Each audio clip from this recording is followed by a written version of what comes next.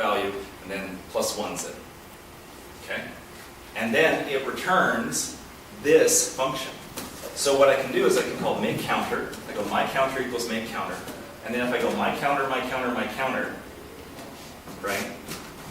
It's going to mutate one local counter variable. Okay? So I'll show you it working.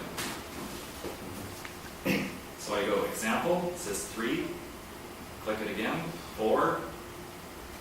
I'm just going alert my counter, that's all I'm doing. 6. So it's got some local data and it's manipulating it. And this closure has access to it. So it's kind of like the class, but not really. Okay. So any questions about this one? Yes? Is that how they do generators in ES2 2015? You could do it that way. But Maybe? No, not really. It's involved like a weird object that has certain methods. It's mostly objects, yeah. Yeah, it's like, yeah, it's you might use an API where yield is explicit. Okay. So that's an example of a closure. This stuff happens a lot because if you use, sorry? I said this is useful if you want to like protect internal state. Yes. Yeah. So if you want private members, right, you don't want properties that are public. This is a good way to make private members because other people won't have access to your private members. Actually, the answer from the next question is it's actually called an module pattern. Yeah. Oh, this is called module in JavaScript? Yeah. All right. Yeah, there we go, module. This is coming. All right. Now, I can do this if you want. Okay. Very briefly, can I find this? Yeah, totally. Yeah, for a quick demo. All right. So, in program analysis, there's a form of program that we like to convert programs to aid analysis. This kind of program analysis technique is called continuation passing style. This is a style where we don't return values. We actually pass a function in that you will return the value to. So this means if I want to add a plus b, and I want to get that value, I pass in a function that's going to accept the sum of a plus b. So a continuation passing add that prints alert, that prints the summation to alert, I will call it with 1, 2, comma, alert, treating alert as a variable, and then it will call alert 1 plus 2. And it'll pop up a box, because I love alert, and that box will say 3. It'll show me that result.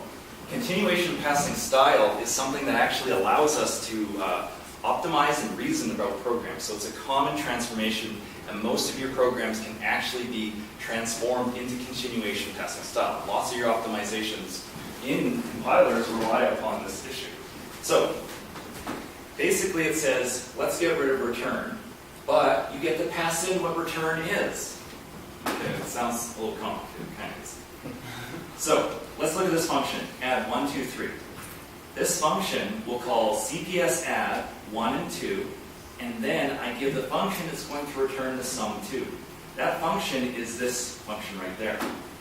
So what's going to happen is this function in this scope has all the access to continuation, and it has access to CPS add.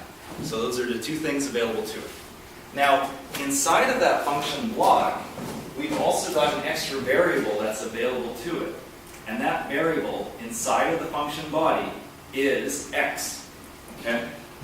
So, at this point, we have continuation, we've got CPS add 1, 2, 3, 4, I think I might be wrong about that, and x. Okay? So there's 3 variables available here. Now, look what I've done again. I've gone and done it, and I've added another function. So there's one function, there's a second function. This function is a lot simpler. And what it does is it takes the x, right? It basically takes the result of a sum, right? And it puts it in there to CPS add, adds 4 to it, and then calls the continuation with it. Okay?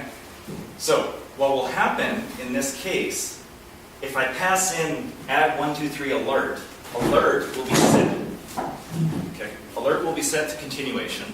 So continuation equals alert right here. CPS add 1, 2 will be called with this closure. Okay, so 1 plus 2 is 3, right? So we're good with that. 3 will be passed into continuation. Is that the same one as alert? No, because if you look here, this argument here will be continuation. Okay? I know it's a little confusing, but the continuation is where you pass the return value. You keep passing it along. So the continuation here is this function x. So this x is now set to 3, okay? Because it was the sum of these two. So we're here, 3, continuation, this function's running, x equals 3. So we get CPS add x, comma 3. So that's going to be 3, comma 3, function x. That's the continuation. So when this gets called, it's going to have 3, 3, and this function right here. 3 plus 3, right, is 9, right? And then it will throw 6. 3 plus 3. Yeah, you're right. Can't be right all the time. Okay. Yeah. So this function, right, will now receive 6, right? So now it's got 6 here. So now it's going to call CPS add again, right?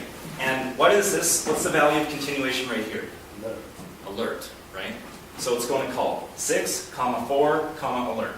So 6 plus 4, 10, alert, and it's going to pop out 10 to us. Okay?